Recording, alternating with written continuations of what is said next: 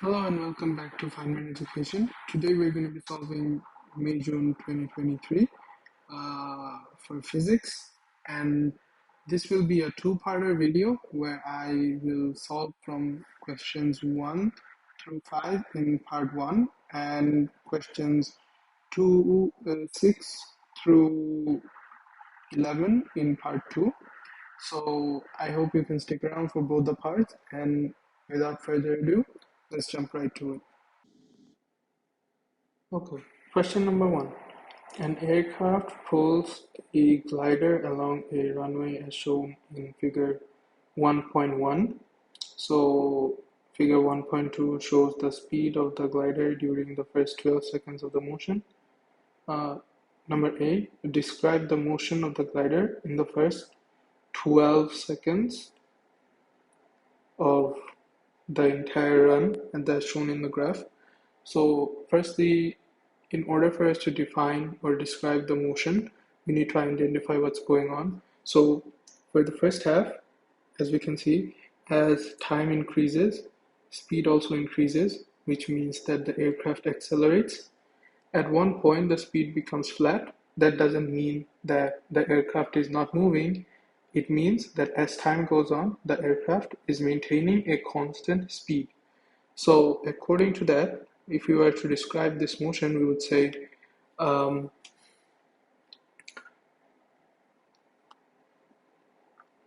for the first 6.0 seconds, the aircraft accelerates. The aircraft follows a uniform acceleration. The words uniform and acceleration are important in the mark scheme because uniform is to show that this is a constant acceleration and not anything else. If it were not a constant acceleration, and if it were a rapid acceleration or something like that, the graph wouldn't be a straight line, it would be more of a curved line like this. So because this is a uniform acceleration, we have to state that. Now, for the second half, what's happening? After 6.0 seconds, uh, the aircraft, it is moving at a constant speed with zero acceleration. That's basically what it means. You have to write constant speed. You have to either write constant speed or zero acceleration. I wrote both because both of them are in the mark scheme, but you have to write either one to get the marks. So over here, in order for you to get full marks, what you need to make sure that the mark scheme shows that you're writing uniform acceleration for the first half under the 6 seconds, and for the second half, you're writing constant speed and zero acceleration. That's how you get full 2 marks for this question. Now, part B. In the first 6 seconds of the motion, there is a resultant force of 1,800 newtons on the glider. Using the increasing speed uh, in the first 6 seconds, calculate the mass of the glider. So what they want us to do is find the mass of the glider. So we can use the first formula that comes to mind is F is equals to ma, right? Because we know that there is a force of 1,800 Newton. We need to find the mass, which is this, and we need to find the acceleration, which we have already described over here at the first part, that there is some sort of acceleration going on. But in order for us to find the mass, what we need to find is the acceleration first. So let's look into acceleration. We know that using the Suvet formula, that acceleration equals to uh, final velocity minus initial velocity divided by the time taken, right? Final is the v, u is the initial, and t is the time taken. So according to the graph, we can come back here and see that the final velocity is somewhere around here. And if we were to draw a straight line through this, we can see is that 22 is traveling at 22 meters per second, right? So the final velocity is 22 minus the initial is 0 divided by the time taken is 6 seconds. So the acceleration comes down to 22 divided by 6, which is 3.667, and if you round it off, it'll be 3.7 meters per second squared. That is the acceleration. Now, if you were to find the mass, we just need to put it into the formula. F is equals to ma, which is 1,800 is equals to mass, which we don't know, and acceleration, which is 3.7. So the mass would come down to 1,800 divided by 3.7, which is around 486.5.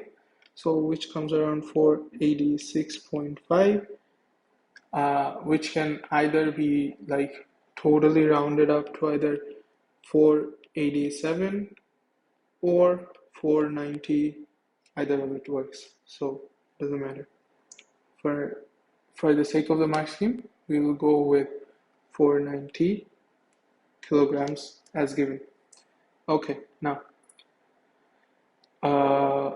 determine the distance traveled by the glider in the first 6 seconds of its motion. Now, if you were to determine the distance of anything in a speed time graph, what we have to do is we have to find the area under the graph, right? That's the basic clue. Now, for us to find the distance traveled for the first 6 seconds, what we need to do is we need to find the area, which is this. This is the area under the graph for the first 6 seconds. Now, what does this look like?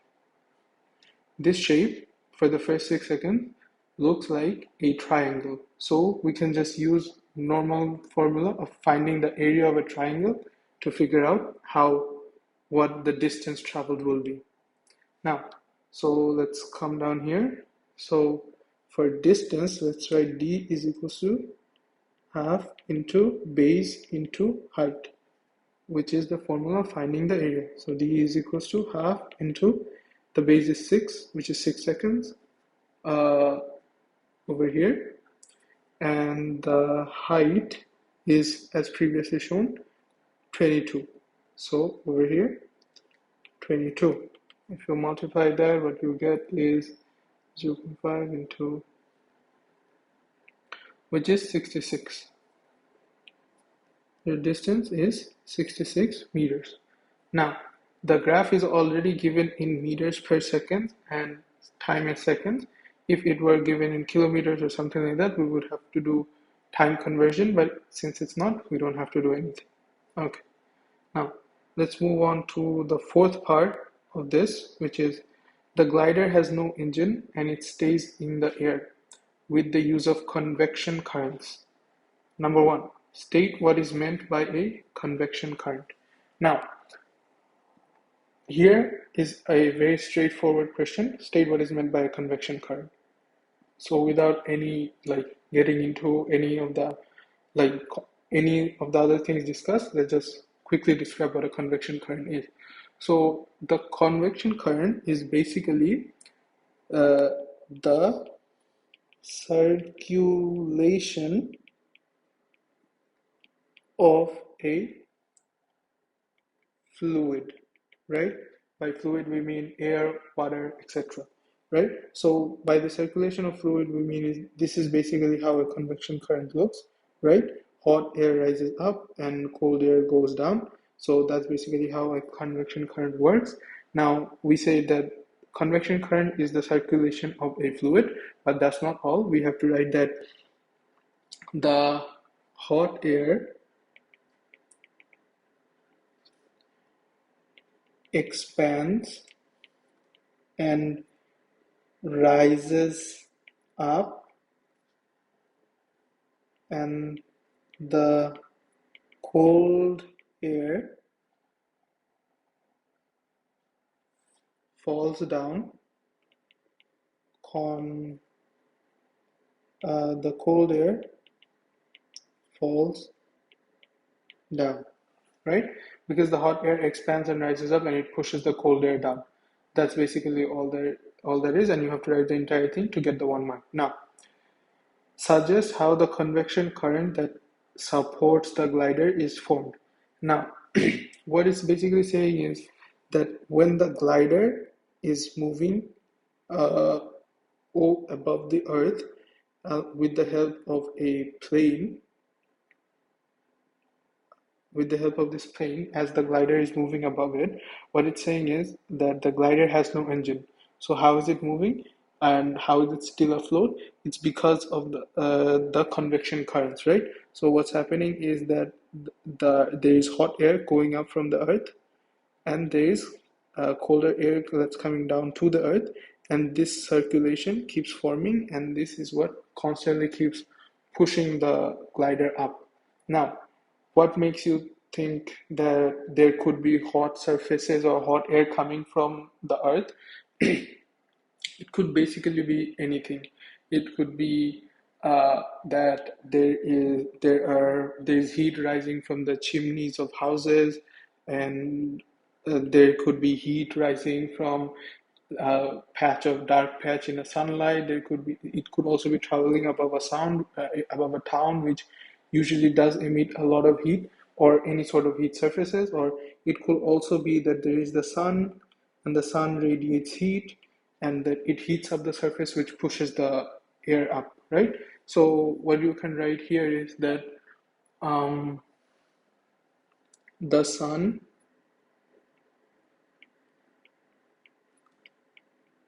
heats up the Earth's surface. The sun heats up the Earth's surface, so hot air from the surface expands and rises up to form convection currents that support the glider. Okay, that's basically what it means. And that is the first question solved. Now, question number 2. In a safety test, a car of mass 1,100 kilograms travels a speed of 10 meters per second and collides with a stationary van of mass 3,000 kg. After the collision, the car and the van move together with a velocity of v. Figure 2.1 shows the car and the van before and after the collision. As we see, so the total momentum of the car and van is conserved during the collision. Define momentum. So what is momentum? In simple and straightforward ways, momentum is the product of mass and velocity. As simple as that.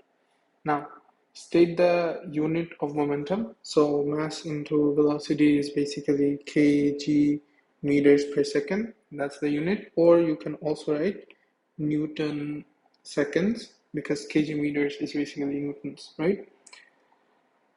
Either of these works. Now, calculate the velocity v of the car and van after the collision. Now, so what we know is that total momentum before the collision and total momentum after the collision is equal, because it says in the question that the total momentum is conserved, which means that m1 v1 is equals to m2 v2, right? So what we need to find is V2, which is the final velocity of the car.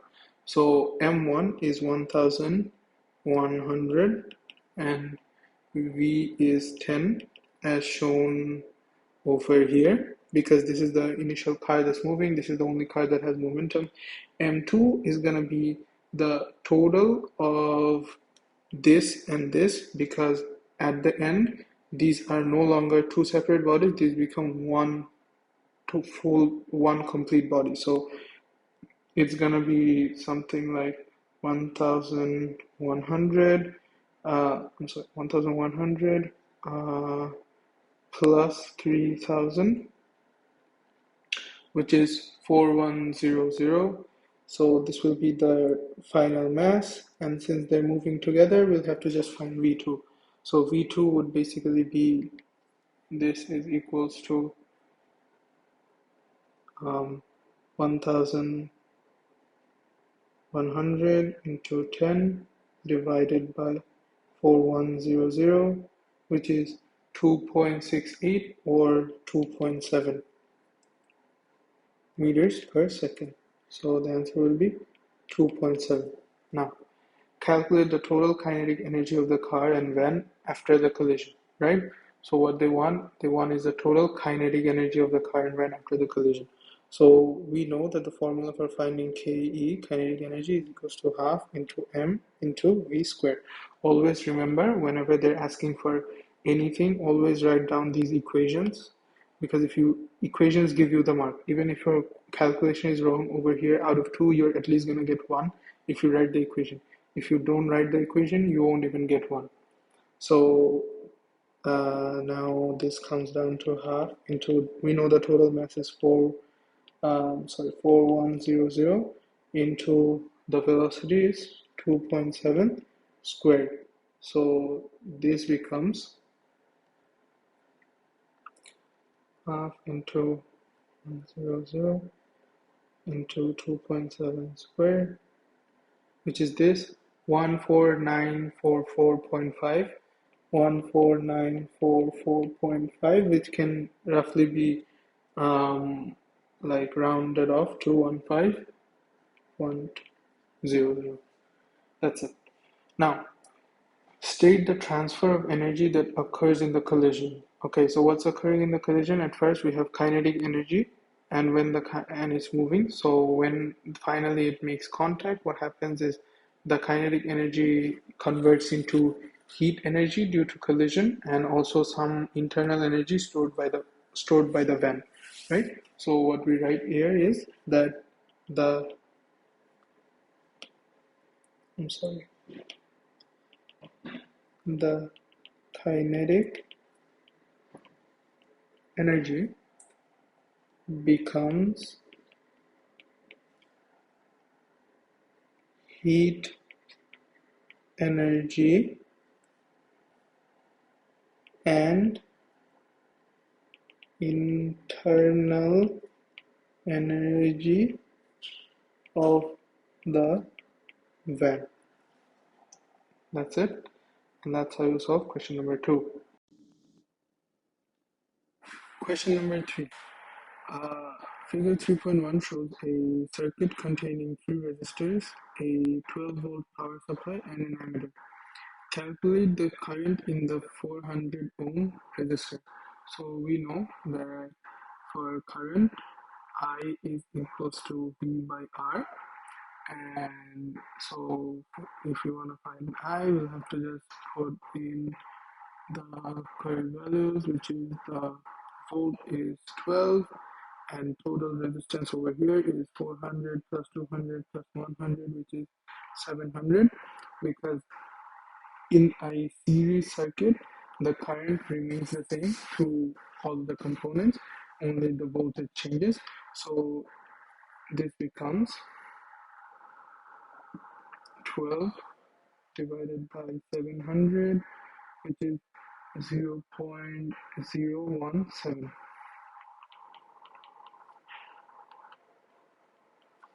amperes. Okay, calculate the power produced in the 400 ohm resistor. So we know the formula for power is equal to I squared R, or P is equals to VI and other formulas, but for this one we have both I square and we have R. So the most obvious formula we should be using is P is equals to I square R. So we know that I is equals to 0.017 squared into R is the resistor we want to calculate, which is 400, and this gives us a power of um, 0.017 squared into 400, which is 0.115, 0.115, which can be rounded up to 0.12 watts. That's how we're going to calculate it. And now finally, it says a student uses all of the components shown in figure 3.1 in another circuit. She connects them so that there is the largest possible current in each resistor. The current in one of the resistors is larger than the current in the other two resistors. The student connects the ammeter into the circuit to measure the current in this resistor. So draw a circuit diagram of the arrangement and label each resistor with the value of its resistance. Okay, so as we said, in a series circuit, the current remains the same throughout the circuit. So if the student is connecting the circuit in a way that it's not the same through all the resistors, which means that they are connecting it through a parallel connection. So it will be something like this.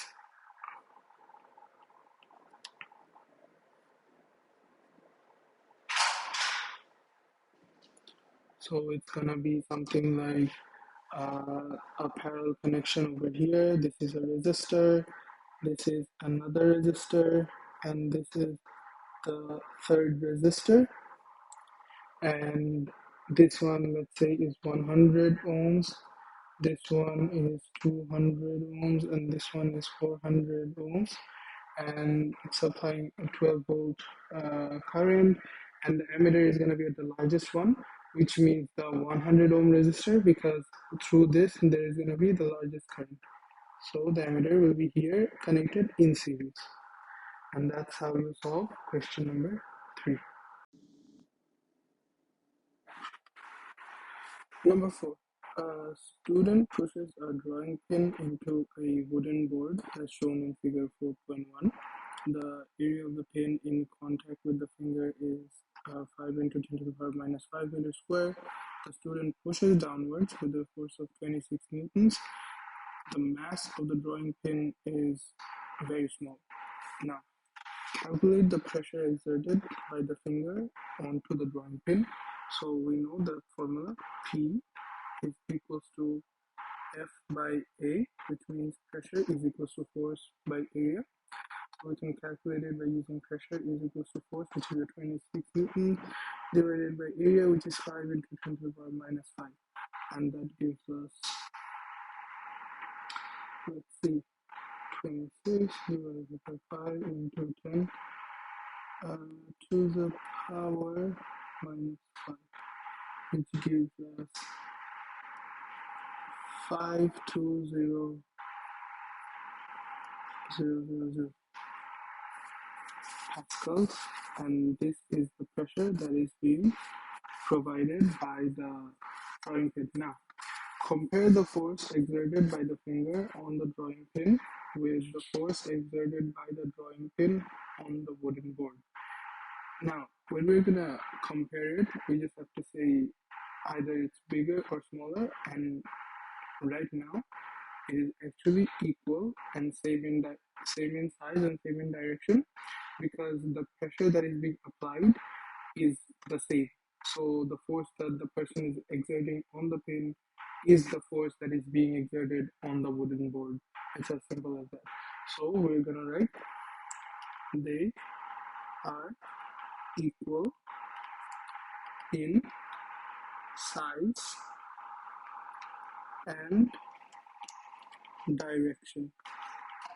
It's very important to mention both of these things. Now explain why the drawing pin goes into the wooden board but not into the finger. So it's very clear, okay? In order for you to understand that, you have to know that there is a smaller area of contact within the board, because as you can see in the pin over here, but there is a larger area of pressure on the finger. Okay, so from the finger, there's a larger area of pressure, and the board is being applied with a greater amount of force. So what we will write here is that there is a larger a larger amount of pressure on the board due to a smaller area of contact with the board uh, compared to the finger. Okay, that's why it goes into the board and not into the finger. Now, number B. Figure 4.2 shows water emerging from a plastic bag that contains a number of small holes. Number 1. Explain why the water emerges from each hole in a direction at right angles to the surface of the bag. Now, it emerges in right angles because, first of all, there is pressure. So the pressure acts on the water and it forces it out. And second of all, the force on water is at right angles to the surface, which acts in a straight line, and the pressure acts in all directions. That's why it comes out in right angles. So what we're gonna write here is that the pressure of the pressure of water acts on the bag. Uh, the force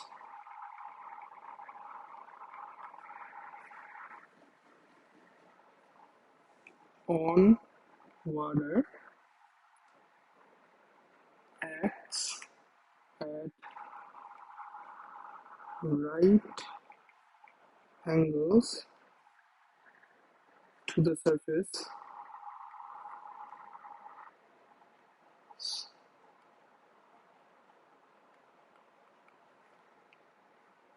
because pressure acts in all directions. So the pressure acts in all directions, and when it forces the water out, the water moves out in right angles. Now, it says the number 2. It says the holes at A and B are of the same size. Now, explain why the water emerges faster from the hole at A than the hole at B. So it is because that there is a larger pressure at point A because there is a greater weight of water at A rather than point B where there is a lower weight. So all we'll have to write is that this is because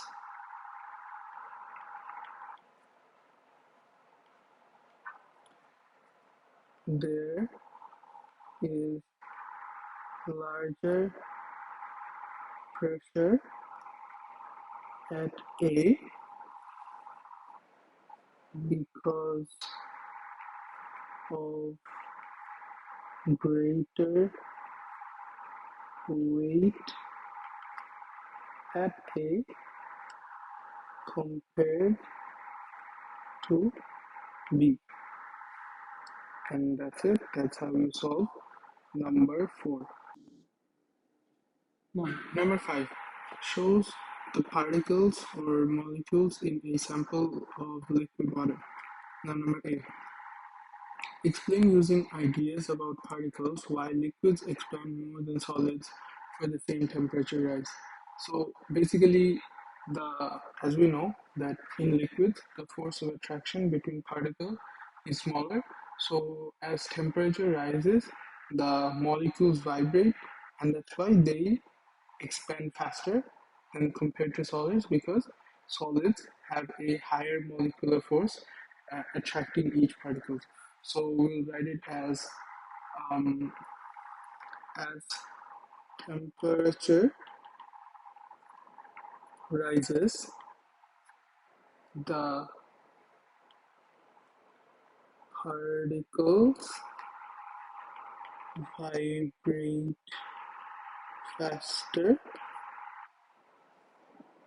uh, due to the smaller force of attraction between particles.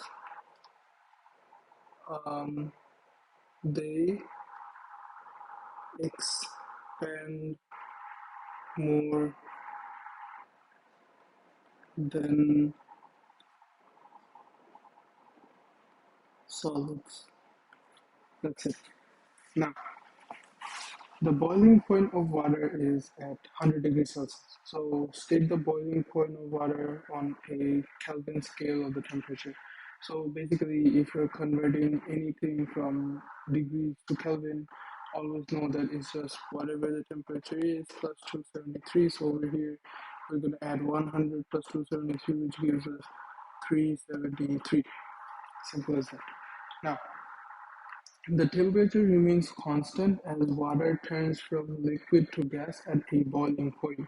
So, explain in terms of particles why energy must be provided even though the temperature stays constant. So, we know that even though the temperature stays constant, there are particles which are using up the energy to release from the liquid because they need to get out and evaporate.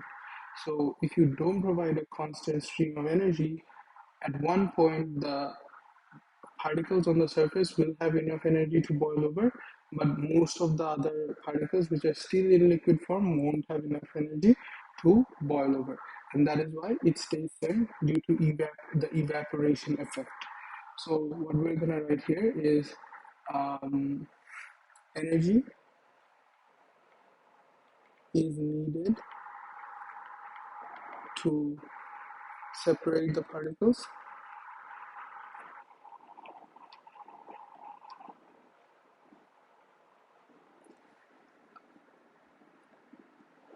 and increase their potential energy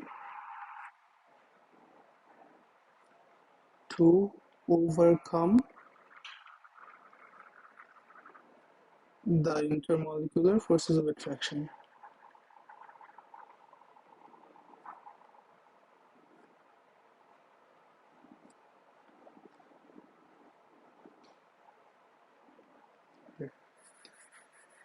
Now, number C. An electric heater is used to heat a sample of metal as shown in figure 5.2. So there is no thermal energy transferred from the metal to the surroundings during heating. So the metal has a mass of 200 grams and is initially at 15 degrees. The heater is switched on for 2 minutes and then switched off, and the maximum temperature reached by the metal is 40 degrees. The power of the heater is 200 watts, so calculate the specific heat capacity of the metal. So we know that E is equals to um, uh, NC delta T, right? So this C is the specific heat capacity that we need to find, and delta T is the change in temperature, but we don't know the E, right? So in order for us to find the E, what we can do is we can use E is equals to PT, right? Because power is given, time is also given, and we're going to use E is equals to 20 into 2 into 60, which gives us 20 into 2 into 60, 2400 joules. That's the energy we have. Now to use this formula, we're gonna rearrange it. C is equals to E by M delta T, right? So C is equals to E, which is 2400 divided by M, which is a mass. So we're going to keep it at 200 because over here we can see that they're calculating a gram and degree Celsius. If it were kg, we would have changed it to kg, but then 200 into the delta T. Delta T is always the change in temperature. So the change in temperature is going to be in terms of 15 degrees Celsius and 40 degrees Celsius. So 40 minus 15 is 25. And then when we're going to calculate, the final answer is going to be is 2400 divided by 200 into 25. And that gives us 0.48. So what we get as the final answer is 0.48. And that's how you solve number 5.